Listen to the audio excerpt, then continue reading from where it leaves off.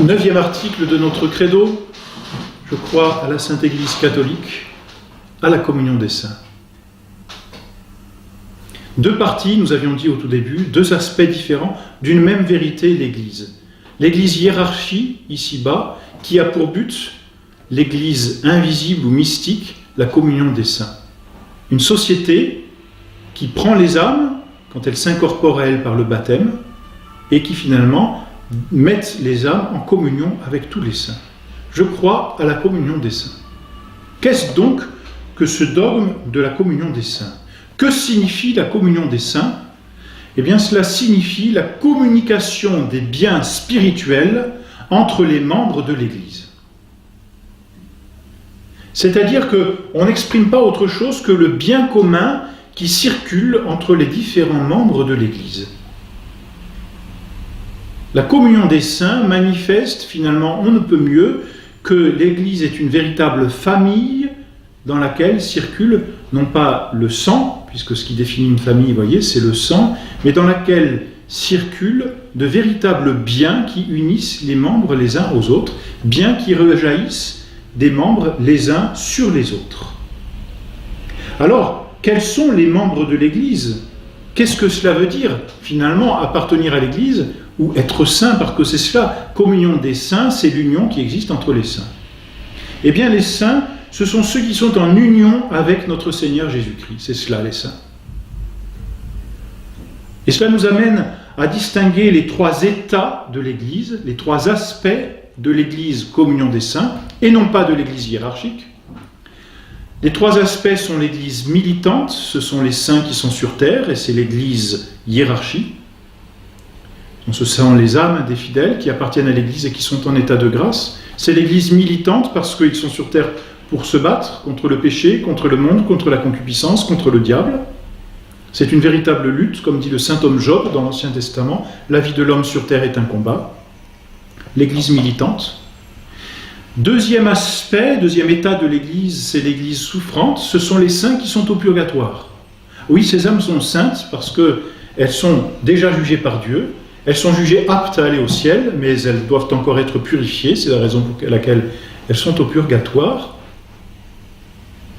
Mais elles souffrent au purgatoire. La purification est une souffrance. Et donc on appelle cet aspect de l'Église, cet état de l'Église, l'Église souffrante. Et enfin, troisième état, troisième aspect, ce sont les saints qui sont déjà au ciel, et on l'appelle l'Église triomphante. Ainsi donc, l'Église, c'est toute cette famille. C'est l'Église militante, l'Église hiérarchie sur terre, dont nous avons abondamment parlé. C'est ensuite l'Église souffrante, des âmes qui sont dans le purgatoire, mais qui sont saintes. Et c'est enfin l'Église triomphante, ce sont les saints qui, au ciel, jouissent de la vision béatifique. C'est une seule et même famille, cette communion des saints. Oui, une seule et même famille, de telle sorte qu'il y a entre elles une véritable communication, une communion, c'est cela. La communion, c'est la communication, c'est l'union entre tous ses membres.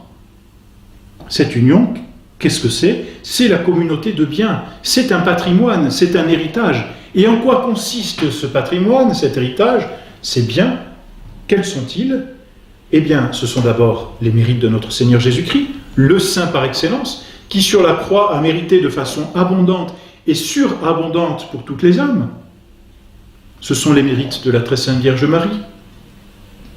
Ce sont les mérites des saints, qui ont obtenu pour eux de véritables mérites, mais qui ont obtenu aussi pour d'autres âmes des mérites. Ce sont les messes qui sont célébrées dans l'univers tout entier.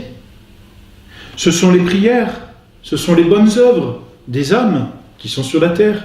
Ce sont les sacrifices, autant de richesses qui constituent le patrimoine de l'Église et qui s'accumulent, si l'on peut dire, dans un véritable trésor de l'Église que l'on appelle la communion des saints, c'est-à-dire la communauté de biens qui peut circuler à travers toutes les âmes.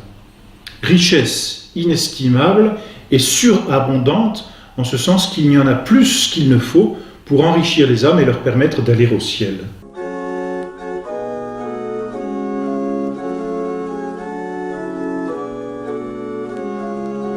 Ainsi, par la communion des saints, les différents saints de tous ces états de l'Église, que ce soit l'Église militante, souffrante ou triomphante, Les saints, donc, communiquent entre eux ces biens. Et c'est ce qui définit justement la communion ou la communication de ces biens. Par la prière, par les intercessions, par les indulgences, les âmes peuvent donner ou obtenir pour d'autres âmes. Les saints, dirons-nous, peuvent obtenir pour d'autres saints, c'est-à-dire d'autres âmes en état de grâce, des biens.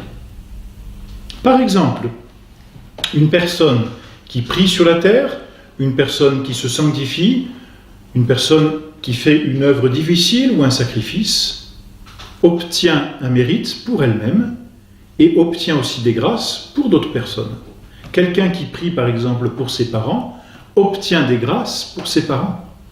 En vertu de quoi la prière personnelle peut-elle avoir une efficacité sur d'autres personnes, puisque c'est ma prière? En vertu de la communion des saints.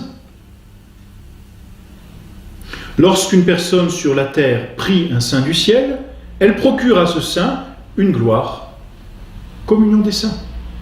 Mais en échange d'ailleurs, ce saint qui est honoré par la prière va obtenir de Dieu des grâces pour l'âme qu'il a priée. Communion des saints, une fois encore. Pour les âmes du purgatoire, nous connaissons les indulgences que toute autre personne peut gagner au début du mois de novembre en allant visiter un cimetière et en priant pour les âmes du purgatoire. Elles sont au purgatoire, elles souffrent, elles sont là pour être purifiées, mais elles ne peuvent plus rien pour elles. Nous, tant que nous sommes sur cette terre, nous pouvons prier pour nous. Les âmes qui sont au purgatoire ne peuvent plus rien pour elles-mêmes. Mais nous, par nos prières, nous pouvons quelque chose.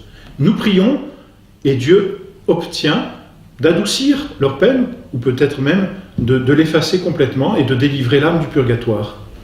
Communion des saints, une fois encore.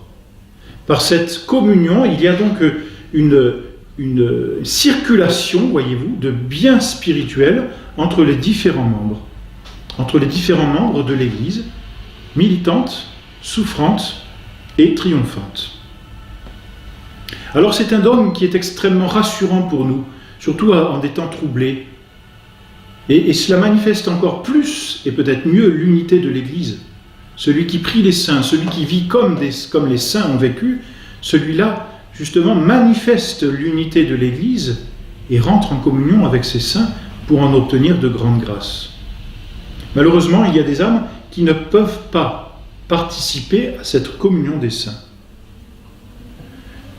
C'est simple, tous ceux qui n'appartiennent pas à l'Église hiérarchique, les infidèles, les hérétiques, les schismatiques, les apostats, les excommuniés qui ont été retranchés de l'Église, ceux-là, parce qu'ils n'appartiennent pas à l'Église militante, qui est l'Église hiérarchique, ceux-là ne peuvent pas avoir part à la communion des saints. S'ils obtiennent des grâces, c'est par un don purement gratuit de Dieu, mais non pas en vertu de la communion des saints. Voilà donc ce dogme qui vient achever, terminer, et qui vient aussi nous manifester la gloire que nous vivrons au ciel, et qui montre comment l'Église ici-bas hiérarchie n'est que le début d'une autre Église, ou d'un autre aspect de l'Église triomphante, à laquelle nous sommes appelés. Et du reste, dans la liturgie, cet aspect total, si l'on peut dire, de l'Église est bien manifesté au mois de novembre et juste avant le mois de novembre, puisque le dernier dimanche d'octobre, la liturgie nous demande de fêter le Christ roi, et donc cette royauté du Christ qui est la royauté d'une société, l'Église, le Christ roi donc, et juste après, au 1er novembre, l'Église nous fait célébrer la fête de tous les saints, c'est-à-dire l'Église triomphante. Puis ensuite, elle nous fait prier le 2 novembre pour les âmes du purgatoire, l'Église militante, l'Église souffrante. Et enfin, tous les jours, par ce que nous faisons de nos prières et puis par la participation au sacrement, eh bien nous prions pour nous, l'Église militante. Mais nous voyons bien à travers ces trois fêtes du Christ roi, de la Toussaint et de la commémoration des morts, nous voyons bien l'unité de l'Église et nous voyons cet aspect de la communion des saints par laquelle, entre les âmes qui appartiennent à l'Église, il y a une véritable circulation de biens spirituels.